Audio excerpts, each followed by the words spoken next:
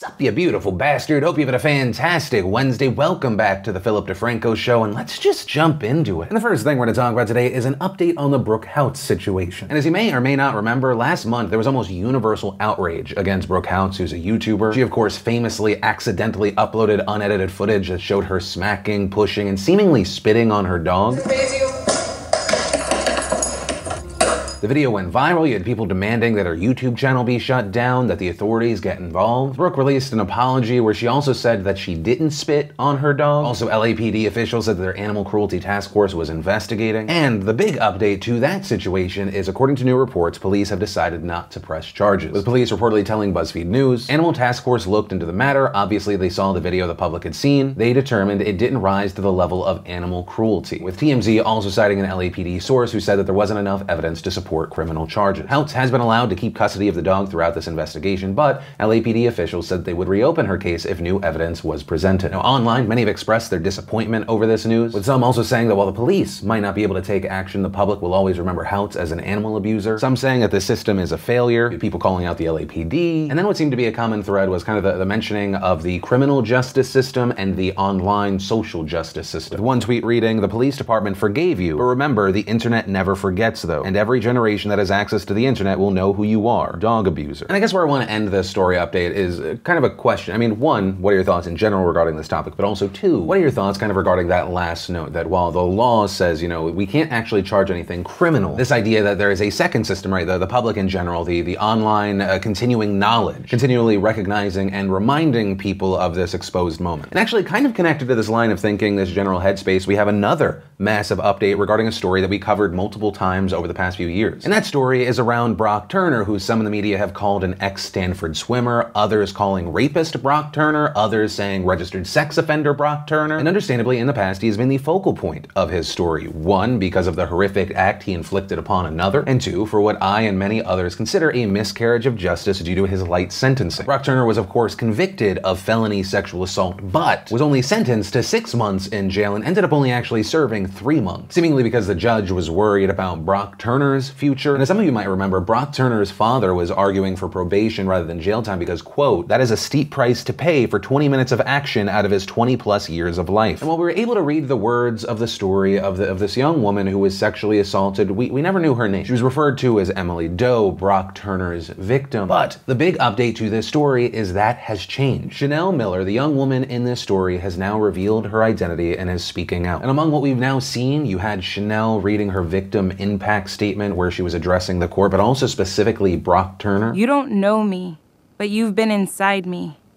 In newspapers, my name was unconscious, intoxicated woman. 10 syllables and nothing more than that.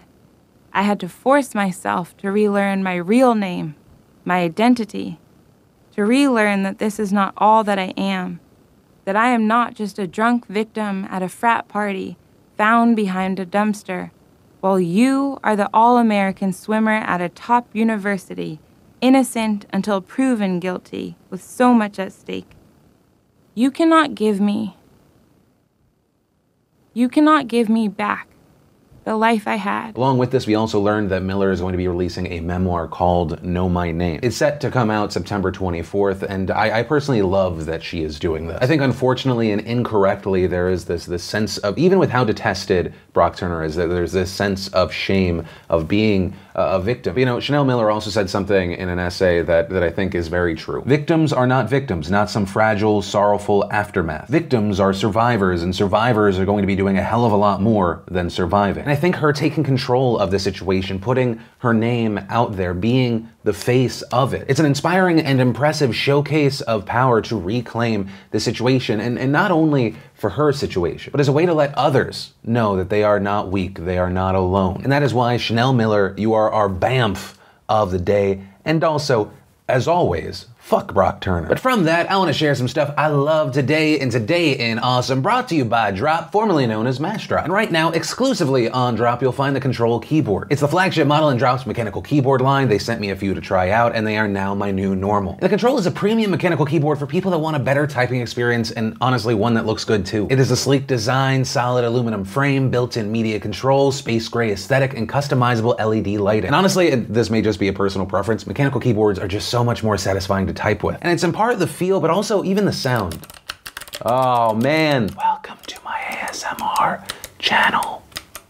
Today, we're doing data entry ASMR. Also, Fantastically Drop has a no-hassle 30-day return policy, making it an easy move to try it out. And best of all, just for you beautiful bastards, if you go to dropdefranco.com right now, you can click the link in the description, type it in, however you do it. You'll get $20 off, so just click it, buy it, and enjoy. And the first bit of awesome today is I was reunited with my buddy Steve Zaragoza. I haven't seen him and honestly, it's just been way too long. And so we shot a podcast together, kind of a little bit reminiscing, source-fed, talking about what's happened since, maybe I blackmailed him. But it's a great fun, of course, with Steve Zaragoza, sloppy mess of a time. And if you'd like to listen and or watch it, because it's available in all the places you could, I'll include top links to it in that description down below. Then Architectural Digest gave us a $75 million Lake Tahoe mansion with a private beach house, you know, so we can dream and or just be jealous. We had Bill Hader and Finn Wolfhard interviewing each other. We got the official trailer for Bad Boys for Life. We had another episode of Feast Mansion. We had Naomi Scott sharing some of her firsts. And finally, the Phil.Chrono.gg partner game of the day today is Vanquish. You may have guessed it, the fantastically well-reviewed action shooter. And if you snag it using my link before 9 a.m. tomorrow and or while supplies last, you can get it not for the regular $20, but just $4.49, 78% off. And if you want to see the full versions of everything I just shared, the secret link of the day, really anything I talked about in today's show and even more, links as always are in the description down below. And then let's talk about porn. It's this really cool new thing that they just invented. Granted, I doubt that you've ever seen it or even heard about it, but let's talk about it. And there are actually two pieces of news, somewhat connected. And the first part of this involves the porn production company Bang Bros and a site called Porn WikiLeaks, which if you don't know, Porn WikiLeaks is a website that doxes performers in the porn industry and shares their personal information online. This including not only their real names, but their addresses, phone numbers, information about their families. And since it was created in 2010, reportedly Porn WikiLeaks has revealed the personal information of around 15,000 adult film stars. And it allegedly got that information from a leak in a patient database managed by a company called AIM Medical Associates, where many performers go to get STD tested and which has since been shut down. Also, in addition to sharing personal information, the website also included whether or not the performer did crossover, meaning they did both gay and straight porn. But with all that said, the reason I feel comfortable even talking about this story, mentioning that website, is because in the past week, Bang Bros announced that they had acquired Porn WikiLeaks, and they did it for a good reason. In a statement on the Porn WikiLeaks homepage saying, "For too long, this site has unfortunately been a resource for hate, lies, and sensitive information." Adding, "We have purchased the site with the intention of shutting it down and removing all information associated with it." They of course then note, while shutting this site down doesn't purge the internet of all possible ties to real names and whatnot, it does make it one less place to harbor and find these things easily. A forum that had 300,000 posts on it, most of them negative and hate-filled, has now disappeared. And that statement including a link to a video titled "All the Porn WikiLeaks Data," which showed someone pouring flammable liquid on a bunch of hard drives and lighting them on fire. And following this, we saw a number of adult film stars respond very positively. Rachel Starr tweeting, "This is amazing." Simon Fox thanking them, adding, "I was affected terribly by this site, to the point I was forced to sell my home and move, and also changing my phone number several times. This is a serious godsend." And while all of these stars, and even I commend them for doing this, it is also important to know the lasting damage that the website has done to so many people. And that actually connects us to the other bit of news in this industry. This announcement from Bang Bros comes actually right after a lawsuit filed against the amateur website Girls Do Porn has started its trial proceedings in San Diego Superior Court. There, in that lawsuit, 22 women claim that they were tricked into performing pornography after responding to ads for models for photos and videos on Craigslist. Many of the women in the lawsuit reportedly still agreed to make the pornographic videos after they were promised that they would never be posted to the internet. But not only were the videos then posted on the Girls Do Porn website and distributed on sites like Pornhub, the way that these stories connect is that after the videos were posted, the women's names and private information appeared on Porn WikiLeaks, with the women also saying that the videos were sent to their families and college classmates. As a result, some of the women in the lawsuit reportedly lost their jobs or were expelled from college as a result of their names being leaked on Porn WikiLeaks. One of the most high profile and talked about from this was the Miss Teen Delaware winner who was stripped of her crown. And now the women in the lawsuit are asking for $22 million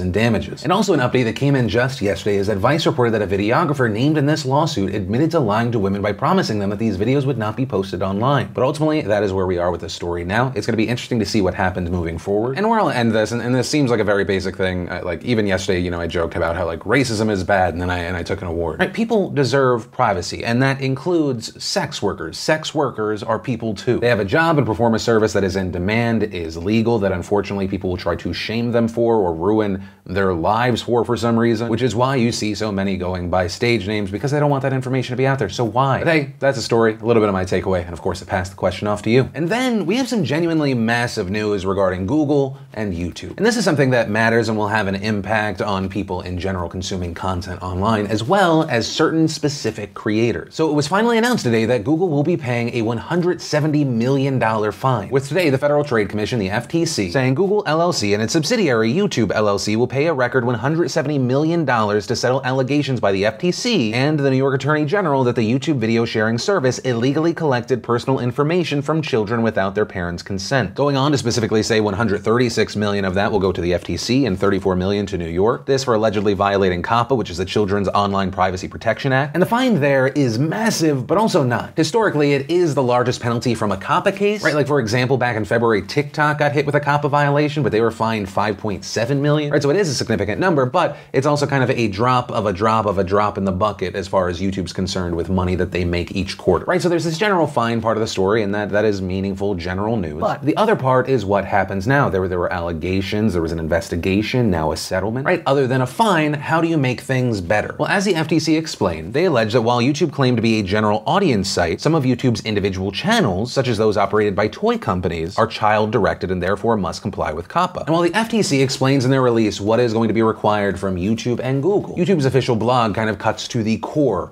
of the matter. And they explain, we are changing how we treat data for children's content on YouTube. Starting in about 4 months, we will treat data from anyone watching children's content on YouTube as coming from a child, regardless of the age of the user. This means that we will limit data collection and use on videos made for kids only to what is needed to support the operation of the service. Notably here, this is a big one, we will also stop serving personalized ads on this content entirely, and some features will no longer be available on this type of content like comments and notifications. Also adding, in order to identify content made for kids, creators will be required to tell us when their content falls in this category, and we'll also use machine learning to find videos that clearly target young audiences, for example, those that have an emphasis on kids' characters, themes, toys, or games. Right, and when I talked to YouTube regarding this specific part of it, it appeared that even though YouTube has consistently and even in the post recommends that kids under the age of 13 that they go and they use YouTube Kids instead, there's no way to ever fully know who is actually watching a video when they're logged out, or maybe they're logged into a parent's account. So that's why this change and the focus on the content itself is being made. I mean, that part is very big news. It's going to be devastating to a number of channels. Personalized ads are by far the vast majority, so if you have content that is directed for younger viewers, then this is going to be a bad time for you. When talking with YouTube, it appeared that contextual ads will still be possible, but once again, that is very much in the minority of ads being put out there, which it appears is also why YouTube went on to say, we know these changes will have a significant business impact on family and kids creators who have been building both wonderful content and thriving businesses, so we've worked to give impacted creators 4 months to adjust before changes take effect on YouTube, which I will say to me reads very much like they fought for that in their settlement with the FTC in New York. And they go on to say, we recognize this won't be easy for some creators and are committed to working with them through this transition and providing resources to help them better understand these changes. We're also going to continue investing in the future of quality kids, family, and educational content. We are establishing a $100 million fund dispersed over 3 years dedicated to the creation of thoughtful original children's content on YouTube and YouTube Kids globally. And so with all that said, where we are right now, it is going to be interesting to see what actually happens 4 months from now, right? Regarding that fund, how will that money be dispersed? Regarding kid-directed content and the creators making that content, how will they adjust? How will they change? Also, are there going to be people hit that we're not expecting, right? Part of the question here would be, how do you specifically define what is directed towards kids, right? In YouTube's blog post they wrote, for example, those that have an emphasis on kids' characters, themes, toys, or games, right? And so there are going to be some that are clearly defined, right? You have your counting and coloring videos with maybe like Disney characters or the Minions, right? A kids unboxing channel where you have a kid seemingly talking to other kids directed, you know, kind of what happens as you get closer and closer to the line, right? Like if you have a young kid playing Roblox or Minecraft,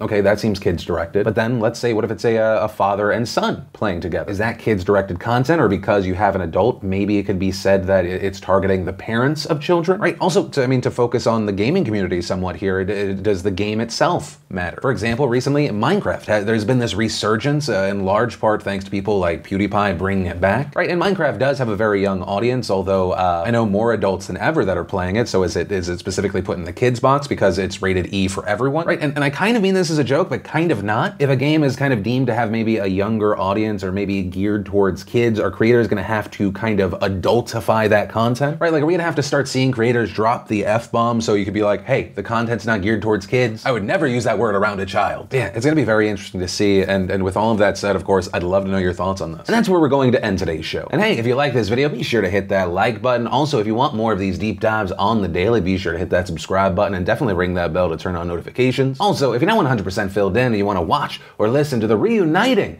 of my podcast with Steve Zaragoza, and or maybe just missed yesterday's show, you want to catch up, you can click or tap right there to watch those videos right now. But with that said, of course, as always, my name's Philip DeFranco. You've just been filled in. I love yo faces, and I'll see you tomorrow.